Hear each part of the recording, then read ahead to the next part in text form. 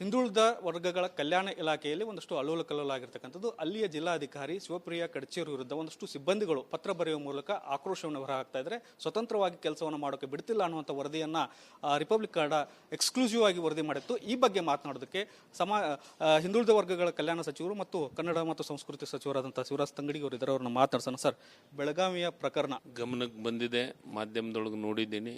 ನನ್ನ ಸಂಬಂಧಪಟ್ಟಂಥ ಜೆಡಿಗಳು ಮತ್ತು ಕಮಿಷನರ್ ಸೆಕ್ರೆಟರಿ ಅವರಿಂದ ಮಾಹಿತಿಯನ್ನು ತರಿಸಿದ್ದೀನಿ. ನಾನು ಏನಾಗಿದೆ ವಾಸ್ತವ ಸತ್ಯವನ್ನು ನನಗೆ ರಿಪೋರ್ಟ್ ಮಾಡಿ ಅಂತ ಹೇಳಿದ್ದೀನಿ. ರಿಪೋರ್ಟ್ ಬಂದಿದೆ. ಅವ್ರ ಮೇಲೆ ಆ ರಿಪೋರ್ಟ್ ನೋಡಿ ನಾನು ಏನು ಆ್ಯಕ್ಷನ್ ಮಾಡ್ಬೇಕಂತ ಮಾಡ್ತೀನಿ.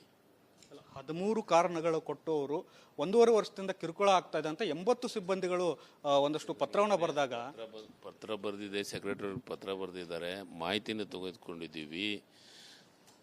ಅವ್ರನ್ನ ಏನು ಆ ಜಾಗದಿಂದ ತೆಗೆದು ಬೇರೆ ಕಡೆ ಹಾಕಬೇಕು, ಅದಕ್ಕೆ ಯಾರ್ಯಾರು ಕಾರಣ, ಎಷ್ಟು ಮಂದಿ ಇದ್ದಾರೆ ಅಧಿಕಾರಿಗಳು, ಎಲ್ಲ ಮಾಹಿತಿಯನ್ನು ನನ್ನ ಹತ್ರ ಬಂದಿದೆ. ತತ್ಕ್ಷಣ ವರದಿ ನೋಡಿದ ಮೇಲೆ ಅವ್ರ ಮೇಲೆ ಆ್ಯಕ್ಷನ್ ಮಾಡ್ತೀನಿ. ಅವರು ಉಲ್ಲೇಖ ಮಾಡಿರತಕ್ಕಂಥ ಆರೋಪಗಳೆಲ್ಲ ಸತ್ಯ ಅಂತ ಸರ್.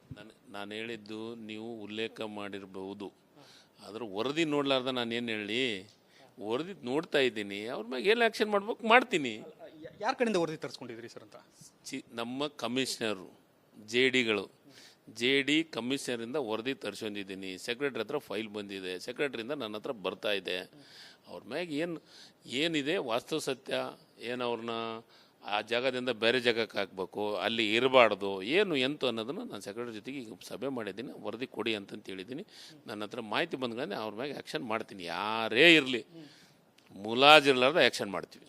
ಇನ್ನೊಂದು ಪ್ರಮುಖ ಪ್ರಶ್ನೆ ಸರ್, ಈ ರಿಪಬ್ಲಿಕ್ ಕನ್ನಡ ವರದಿ ಮಾಡಿದ ಬಳಿಕ ಅಲ್ಲಿ ಸಿಬ್ಬಂದಿಗಳನ್ನು ಸಪ್ರೇಟಾಗಿ ಕರೆಸಿ ಹೆದರಿಸ್ತಾ ಇದ್ದಾರೆ ಶಿವಪ್ರಿಯ ಅವರು ಅನ್ನುವಂಥದ್ದು. ನೋಡ್ರಿ, ಶಿವಪ್ರಿಯ ಒಬ್ಬ ಅಧಿಕಾರಿ ಅಷ್ಟೇ. ಶಿವಪ್ರಿಯ ಏನು ಇಲಾಖೆ ಮುಖ್ಯಸ್ಥೆ ಅಲ್ಲ. ಯಾರೇ ಇರಲಿ, ಎದುರಿಸೋದು ಬದರಿಸೋದು ನಮ್ಗೆ ಇಲಾಖೆ ಒಳಗೆ, ಅದು ತಂಗಡಿಗೆ ಶಿವರಾಜ್ ತಂಗಡಿ ವಿಚಾರದೊಳಗಂತೂ ಕಾಂಪ್ರಮೈಸ್ ಆಗೋಲ್ಲ. ಎಲ್ಲ ಅಧಿಕಾರಿಗಳು ನನಗಷ್ಟೇ. ನಿಮ್ಮ ವರದಿ ನಿಮ್ಮ ಇದು TV ವರದಿ ಮಾಡಿದೆ, ಅಭಿನಂದನೆಗಳನ್ನು ಹೇಳ್ತೀನಿ. ಅವ್ರು ಏನಿದೆ ವರದಿ ನೋಡಿದ ಮೇಲೆ ಅವ್ರ ಮ್ಯಾಗ ಏನು ಆ್ಯಕ್ಷನ್ ಮಾಡ್ಬೇಕು ಮಾಡ್ತೀನಿ. ಎಷ್ಟು ದಿನ ಆಗ್ಬೋದು ಸರ್ ಕ್ರಮ? ಒಂದೇ ದಿವಸ. ಅದಕ್ಕೇನು ನೀವೇನು ಟೈಮ್ ಮಾಡಬೇಕಾ? ಅದಕ್ಕೆ ಅದು ವರದಿ ಕೊಟ್ಟು ಮೇಲೆ ತಕ್ಷಣ ಮಾಡ್ತೀನಿ. ಈ ಥರದ ರಕ್ಷಣೆ ಮಾಡುವಂಥ ಕೆಲಸಗಳು ತಮ್ಮಿಂದ ಆಗಲ್ಲ ಅಂತ ನಮ್ಮ ನಿರೀಕ್ಷೆ. ಯಾವುದೇ ಕಾರಣಕ್ಕೂ ರಕ್ಷಣೆ ಮಾಡೋ ಪ್ರಶ್ನೆ ಇಲ್ಲ. ಯಾರು ನನ್ನ ಬಂಧುನೂ ಅಲ್ಲ, ನನ್ನ ಬಳಗನೂ ಅಲ್ಲ. ನನ್ನ ಬಂಧು ಇದ್ದರೂ ಅಷ್ಟೇ, ಬಳಗ ಇದ್ದರೂ ಅಷ್ಟೇ. ಯಾರ ಮ್ಯಾಗ ಬೇಕಾದ್ರೂ ತಪ್ಪು ಮಾಡಿದ ಮೇಲೆ ಶಿಕ್ಷೆ ಆಗೇ ಆಗುತ್ತೆ. ಇನ್ನೊಂದು ಸರ್, ಈ ಕನ್ನಡ ಮತ್ತು ಕನ್ನಡಾಂಬೆ ಏನು ಪ್ರತಿಮೆ ಮಾಡ್ತಾ ಇದ್ರಿ, ಅದು ಆ ಜಾಗದಲ್ಲಿ ಸೂಕ್ತ ಇಲ್ಲ ಅನ್ನುವಂಥ ಒಂದಷ್ಟು ಮನವಿಗಳು ಬರ್ತಾ ಇದ್ದಾವೆ. ತಮ್ಮ ಗಮನಕ್ಕೆ ಏನಾದ್ರು ಇದೆಯಾ ಸರ್ ಅದಂತ? ಯಾಕೆ ಸೂಕ್ತ ಇಲ್ಲ ಅಂತ? ವಿಧಾನಸೌಧದ ಹಿಂದ್ಗಡೆ ಆಗಿದೆ, ಅದು ಮುಂದ್ಗಡೆ ಆಗಬೇಕಾಗಿತ್ತು ಅನ್ನುವಂಥದ್ದು. ಹಿಂದ್ಗಡೆ ಎಲ್ಲಾಗಿದೆ? ಅದು ಹಿಂದ್ಗಡೆ ನಿಮ್ಮದು ಎಂಟ್ರೆನ್ಸ್ ಬರೋದೇ ಅಲ್ಲಿಂದ, ಅದು ಹಿಂದಂತ ಯಾಕಂತೀರಿ? ಇಲ್ಲ, ಹಿಂದೂ ಇಲ್ಲ, ಅದು ಎಂಟ್ರೆನ್ಸೇ ಇದೆ. ಆ ಕಡೆಯೂ ಎಂಟ್ರೆನ್ಸ್ ಇದೆ, ಈ ಕಡೆಯೂ ಎಂಟ್ರೆನ್ಸ್ ಇದೆ. ಇನ್ನು ಹಿಂದೂ ಹಿಂಗಂತ ಹಿಂದಲ್ಲ, ನಾವೆಲ್ಲರೂ ಬರೋದು ಈ ಎಂಟ್ರೆನ್ಸ್ನಾಗ ಬರ್ತೀವಿ. ಭಾಳ ಸೂಕ್ತವಾದ ಜಾಗ, ಅದು ಒಳ್ಳೆಯ ಜಾಗ. ಅದು ಒಂಥರ ಟೂರಿಸಮ್ ಪ್ಲೇಸ್ ಟೈಪ್ ಮಾಡುವಂಥದ್ದು ಕಲ್ಪನೆನೇ ಇಟ್ಕೊಂಡಿದ್ದೀನಿ. ಈ ಕಡೆ ಮುಂದೆ ಮಾಡ್ಬೇಕಂದ್ರೆ ಜಾಗ ಎಲ್ಲಿದೆ? ಜಾಗನೂ ಬೇಕಲ್ಲ. ಅದಕ್ಕೆ ಒಳ್ಳೆ ಸ್ಪಾಟ್ ಇದೆ, ಚೆನ್ನಾಗಾಗತ್ತೆ. ಅದು ಈಗಾಗಲೇ ಒಂದು ಹಂತಕ್ಕೆ ಬಂದಿದೆ. ಇನ್ನೂ ಒಂದು 4-5 ದಿವಸದೊಳಗೆ ನಾನು ಮೊನ್ನೆ ದೆಲ್ಲಿಗೆ ಹೋಗಿ ಭೇಟಿ ಕೊಟ್ಟಿದ್ದೀನಿ. ಮೂರ್ತಿ ಒಂದು 30-40% ರೆಡಿ ಆಗಿದೆ. ಇನ್ನೂ ಒಂದು ವಾರ ಟೈಮು, ಒಂದು ಈ ಮಂತ್ ಎಂಡ್ ಅಂತ ನಾನು ಟಾರ್ಗೆಟ್ ಫಿಕ್ಸ್ ಮಾಡ್ಕೊಂಡಿದ್ದೀನಿ. ಹೋಗಿ ನೋಡ್ಕೊಂಬಂದು ಅಲ್ಲಿ ಮಾಡ್ತೀವಿ. ಅದೇನು ಸೂಕ್ತವಾದ ಜಾಗ ಇದೆ. ಯಾಕೆ ದೇವರಾಜ ಅರಸರ ಮೂರ್ತಿ ಇದೆ ಇಲ್ಲೇ, ಅದ್ರ ಪಕ್ಕಕ್ಕೆ. ಅದು ಯಾಕೆ ಸೂಕ್ತ ಇಲ್ಲ ಅಂತೀರಿ? ಅಲ್ಲ, ನಮ್ಮ ಅಭಿಪ್ರಾಯ ಅಲ್ಲ ಸರ್, ಒಂದಷ್ಟು ಜನ ಕನ್ನಡ ಪರ ಅಭಿಪ್ರಾಯ ಅಂತ. ಕನ್ನಡ ಪರ ಅಭಿಪ್ರಾಯಗಳು. ಜಾಗ ಭಾಳ ಸೂಕ್ತ ಇದೆ. ಜಾಗನೂ ನಮ್ಮ ಹತ್ರ ಎಷ್ಟಂತ ಮೂರ್ತಿ ಇಡ್ತೀರಿ ವಿಧಾನಸೌಧ ಸುತ್ತಮುತ್ತ? ಪಾರ್ಕ್ ಮಾಡಿಬಿಡಿ ಸರ್ ಅದಕ್ಕಂತ ಸರ್. ಅದಕ್ಕೆ ನಾನು ಹೇಳ್ತಾ ಇರೋದು, ಭುವನೇಶ್ವರಿ ತಾಯಿಯ ಮೂರ್ತಿ ವಿಧಾನಸೌಧ ಮುಂದೆ ಇರಲಿಕ್ಕೆ ಸೂಕ್ತ. ಒಳ್ಳೆ ಜಾಗ ಇದೆ, ಆ ಜಾಗನ ಮಾಡಿದ್ದೀವಿ, ಚೆನ್ನಾಗಾಗುತ್ತೆ. ಆದಮೇಲೆ ಎಲ್ಲರೂ ಒಪ್ಪಿಕೊಳ್ಳೋ ರೀತಿಯೊಳಗೆ ಕೆಲಸವನ್ನು ಮಾಡಿ ತೋರಿಸ್ತೀವಿ. ತಾವು ಕೂಡ ಉಪಚುನಾವಣೆ ವೇಳೆ ಒಂದಷ್ಟು ಸೊಂಡೂರಲ್ಲಿ ಸಾಕಷ್ಟು ಪ್ರಚಾರ ಮಾಡಿದ್ರಿ, ಅದರ ನೇತೃತ್ವ ಕೂಡ ಒಂದಷ್ಟು ವಹಿಸ್ಕೊಂಡಿದ್ರಿ. ಹೇಗಿದೆ ವಾತಾವರಣ ನೀವು ಗೆಲ್ಲುವಂಥ ಸ್ಥಿತಿ ಅಂತ? ಸೊಂಡೂರು ಮತ್ತು ಸಿಗ್ಗಾಂವ್ಕ ನನಗೆ ನೇಮಕ ಮಾಡಿದ್ರು. ಸೊಂಡೂರಾಗೂ ಪೂರ್ಣ ಪ್ರಮಾಣದ ಕೆಲಸ ಮಾಡಿದ್ದೀನಿ. 2-3 ದಿವಸ ಸಿಗ್ಗಾಂವ್ದೊಳಗೆ ಕೆಲಸ ಮಾಡಿದ್ದೀನಿ. ನನಗಿದ್ದ ಮಾಹಿತಿ, ನನಗೆ ಚನ್ನಪಟ್ಟಣನೂ ಗೆಲ್ತಾರಂತಲೇ, ನಮ್ಮದು ಗೆಲ್ತೀವಿ ಅಂತಲೇ ವಿಶ್ವಾಸ ಇದೆ. ನಾವು ಈ ಸತಿ 3 ಗೆಲ್ತೀವಿ, ಅದ್ರಾಗ 2 ಮಾತನೇ ಇಲ್ಲ. ಜಮೀರ್ ಅವ್ರ ಹೇಳಿಕೆ, ಖಾದ್ರಿ ಅವ್ರ ಹೇಳಿಕೆ ಯಾವುದೇ ಪರಿಣಾಮ ಬೀರಲ್ಲ ಅಂತೀರಿ? ಸರಿ, ಹೇಳಿಕೆ ಪರಿಣಾಮ ಬೀರ್ತಿತ್ತಂದ್ರೆ ಹೆಂಗ್ರಿ? ಯಾಕೆ ಇವ್ರ ಹೇಳಿಕೆ ಯಾಕೆ ಪರಿಣಾಮ ಬರೋವಲ್ದು? ಮೋದಿಯವ್ರ ಹೇಳಿಕೆ, ಸಿಟಿ ರವಿ ಹೇಳಿಕೆ ಪರಿಣಾಮ ಬೀರಂಗಿಲ್ಲ. ಅವು ಅವರು ಉಲ್ಟಾ ನಿಮ್ಮ ಸರ್ಕಾರದ ಮೇಲೆ ಆರೋಪ ಮಾಡ್ತಾ ಇದ್ದಾರಲ್ಲ ಸರ್. ಸರ್ಕಾರದ ಮೇಲೆ ಆರೋಪ ಅಲ್ಲ, ಇವರು ಸಾಧನೆ ಹೇಳಿ 11 ವರ್ಷದಾಗ ಬರೀ ಮುಸ್ಲಿಮ್ಸ್ ಅಷ್ಟೇ ಕಾಣ್ತಾರೆ ಇವ್ರಿಗೆ. ಸಿಟಿ ರವಿ ಅವರಿಗೆ 3.5 ವರ್ಷ ರಾಜ್ಯ ಸರ್ಕಾರದಾಗ ಕೆಲಸ ಮಾಡಿದ್ರಲ್ಲ, ಒಂದು ಸಾಧನೆ ಹೇಳಿ. ಬಡವರಿಗಿಂತ ಕೆಲಸ ಮಾಡಿದ್ದೀವಿ, ನಿರ್ಗತಿಕರಿಗೆ ಇಂಥ ಕೆಲಸ ಮಾಡಿದ್ವಿ, ದೀನದಲಿತರಿಗಿಂತ ಕೆಲಸ ಮಾಡಿದ್ದೀವಿ.